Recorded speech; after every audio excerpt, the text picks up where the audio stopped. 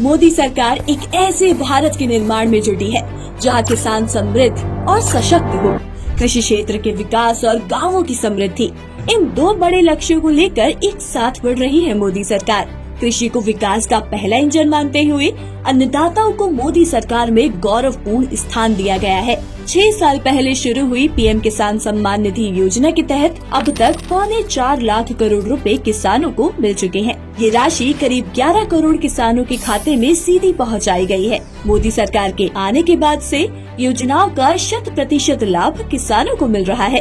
अब किसी योजना में बिचौलिए, लीकेज और कट का कोई स्थान नहीं रह गया है। आज भारत का खाद्यान्न उत्पादन 330 मिलियन टन से ज्यादा के रिकॉर्ड स्तर पर है। इसी तरह बागवानी से जुड़ा उत्पादन बढ़कर 350 मिलियन टन से ज्यादा हो गया है। ये मुमकिन हुआ है मोदी सरकार के बीज से बाजार तक की अप्रोच, कृषि सुधार, किसानों का सशक्तिकरण और मजबूत वैल्यू चेन के चलते। पिछले कुछ वर्षों में सरकार के प्रयासों से देश में दाल का उत्पादन बढ़ा है।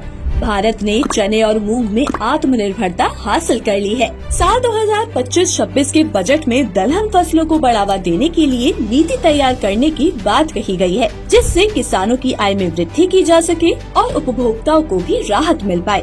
2029 तक भारत दालों में आत्मनिर्भर बन सके, इसके लिए सरकार तुअर, उड़द और मसूर पर ध्यान दे रही है। फल और सब्जियों का उत्पादन बढ़ाने के लिए अनेक कार्यक्रम चलाए जा रहे हैं।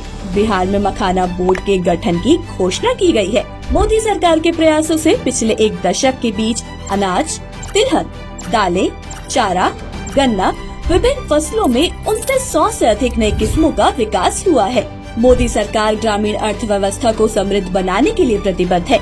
ग्रामीण समृद्धि और विकास कार्यक्रमों के ऐलान से रोजगार के अनेक नए अवसरों की संभावना बनी है। मोदी सरकार ने कृषि को विकास का पहला इंजन माना है, जिससे किसानों को विशिष्ट स्थान मिला है। सशक्त गांव और सशक्त ग्रामीण परिवार ही एक समृद्ध राष्ट्र का निर्माण कर सकते हैं, जिससे भारत तेजी से बढ़ रहा है।